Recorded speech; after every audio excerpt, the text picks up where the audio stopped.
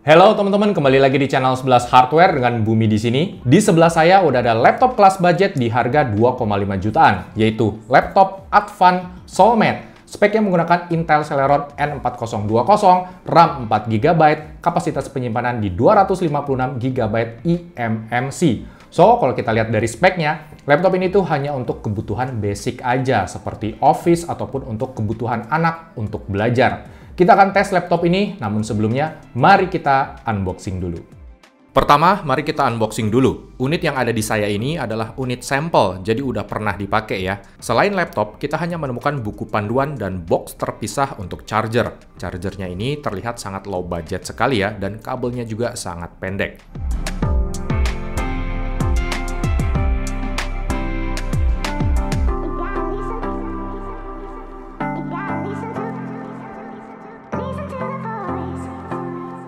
Unit yang ada di kami ini adalah unit yang DOS atau tanpa Windows original. So, kalian mesti pastikan lagi di box-nya sebelum membuka packaging-nya.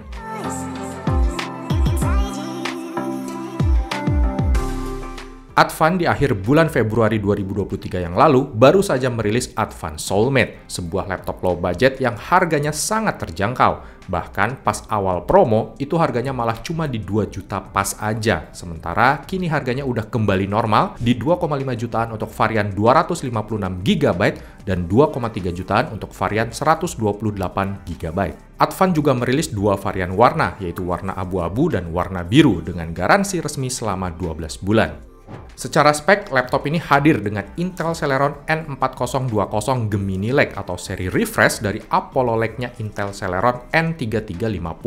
Celeron N4020 ini dirilis pada tahun 2019, punya 2 core dan 2 thread, punya GPU bawaan yaitu Intel UHD Graphics 600 dan TDP-nya hanya mencapai 6 watt aja. Tentu dari speknya ini kita tidak bisa berharap lebih dalam hal performa. So, laptop ini mungkin akan lebih cocok untuk kebutuhan office aja, terutama untuk kegiatan belajar anak. Oke, kita masuk ke desainnya. Laptop ini punya berat di 1,47 kg dan ketebalan maksimalnya mencapai 2,2 cm. Secara build quality memang bukanlah yang terbaik. Hampir seluruh cover luar bodinya ini terbuat dari bahan plastik yang kualitasnya tidak begitu solid. Walau saya pikir tidak terlalu mengganggu dan tergolong masih wajar untuk laptop di budget segini. So, teman-teman harus telaten nih merawat laptop ini jika memutuskan untuk membeli. Laptopnya tidak bisa kita buka dengan satu tangan, namun bisa kita buka sampai posisi 180 derajat seperti ini. Walau pada bagian punggungnya ini tidak dikasih lapisan karet supaya bodinya tidak mudah tergores. Terdapat 3 logo di bagian sudut kanan atas pada bodi luar, logo Soulmate di bagian palm rest, dan logo Advan lagi di bagian bawah layar. Overall, saya pribadi tetap mengapresiasi desain dari laptop ini. Bagaimana brand lokal kita bisa bikin laptop dengan desain yang masih cukup kekinian, simple, dan stylish.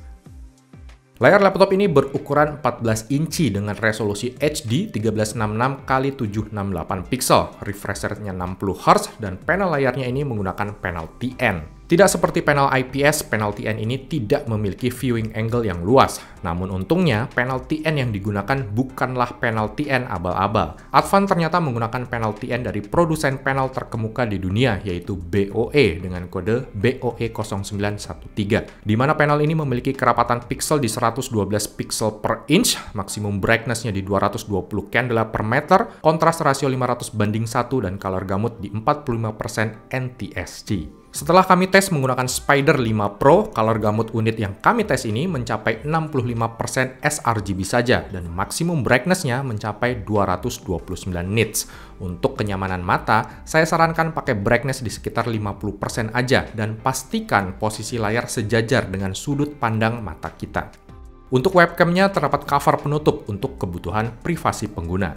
Oke, teman-teman, ini adalah kualitas video dari webcam-nya, gimana suara saya jernih atau enggak, kemudian gimana gambarnya ya. Di ruangan saya cuma ada satu lampu aja, lampu utama di tengah ruangan. Beralih ke bagian sekitaran keyboard. Keyboardnya ini berbentuk seperti keyboard TKL dengan tombol power di ujung kanan atas. Tidak ada backlit dan feel mengetiknya pun cukup standar. Huruf ataupun angka pada keyboardnya ini tidak dicetak secara permanen di keyboardnya, sehingga untuk pemakaian bertahun-tahun, cetakan hurufnya ini bisa perlahan memudar. Untuk touchpad-nya cukup lebar, cukup nyaman, ya standar lah. Dan jika kita perhatikan, letak klik kiri dan kanannya ini agak menjorok ke bawah. Next, kita ke konektivitasnya. Di sebelah kiri terdapat charging port, satu buah USB A 3.0, satu buah HDMI, satu buah USB-C, dan lampu indikator. USB-C-nya di sini juga support untuk power delivery loh, jadi kita bisa ngecas laptop pakai port ini. Walau saya sendiri belum cek sendiri ya, durasi chargingnya seperti apa. Di sebelah kanan kita menemukan satu buah USB A 2.0, satu buah USB A 3.0, audio combo jack, dan Kensington lock. Lalu kita ke bagian bawah laptop. Terdapat lubang-lubang kecil untuk intake udara, 4 buah dudukan karet, dan ada 2 buah lubang speaker. Speakernya ini terkesan ala kadarnya karena kualitas suaranya tuh masih di bawah standar.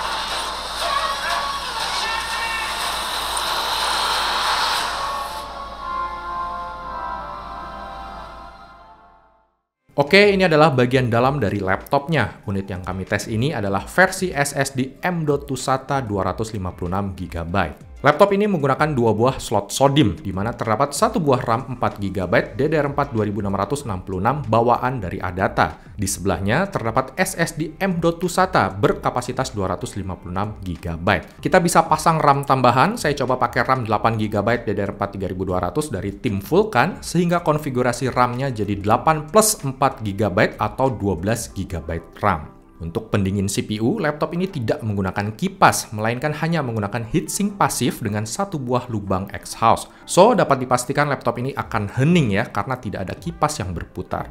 Untuk baterainya menggunakan rating di 38 Wh. Setelah kami tes nonton YouTube nonstop di mode battery saver, ternyata laptop ini bisa bertahan sampai 8 jam. Wow, lumayan banget ya.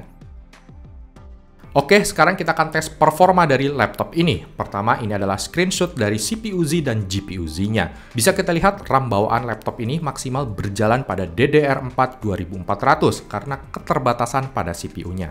Tes pertama adalah tes kemampuan prosesornya menggunakan software Cinebench R15. Kita bisa lihat skor multicore-nya mencapai 127 CB dan skor single core-nya mencapai 76 CB. Dan kalau kita pakai RAM 8 plus 4 GB, ternyata skornya ini naik loh menjadi 139 CB untuk multicore-nya. Begitu pula pada 3D Mark Firestrike dengan RAM 4GB bawaan, grafik skornya mencapai 315 poin aja. Sedangkan jika kita tambahin RAM-nya menjadi 8 plus 4GB, grafik skornya meningkat 35% menjadi 431 poin. Kita juga tes main game nih. Saya tes pakai game untuk anak-anak aja ya, Alba The Wildlife Adventure. Dengan RAM 4GB bawaan, rata-rata FPS-nya hanya di sekitar 25 FPS aja.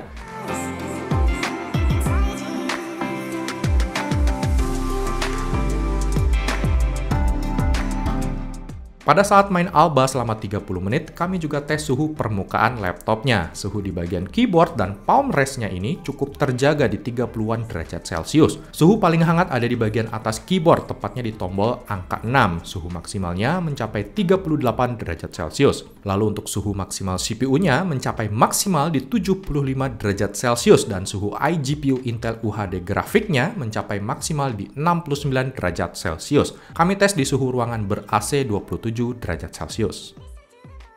Kesimpulannya, laptop Advan Soulmate ini sekali lagi adalah laptop untuk kebutuhan secara basic, terbatas hanya di penggunaan Office ataupun untuk keperluan belajar anak aja. Beberapa poin yang mesti diperhatikan adalah kualitas chargernya. Build quality-nya ini seadanya dan kabelnya pun terhitung pendek. Walau untungnya kita bisa pakai charger HP USB-C seandainya chargernya ini rusak. Kemudian diperhatikan juga untuk layarnya yang masih pakai panel TN. Perhatikan sudut pandang mata kita harus selalu sejajar dengan bagian tengah layar laptop supaya tampilan gambar bisa terlihat dengan jelas. Perhatikan juga masalah garansi untuk pengguna yang rumahnya tidak terjangkau dengan service center atau distributor resminya Advan. Dan terakhir, menurut saya pribadi, upgrade RAM menjadi 4 plus 4 atau 8 plus 4 GB menjadi prioritas utama jika membeli laptop ini.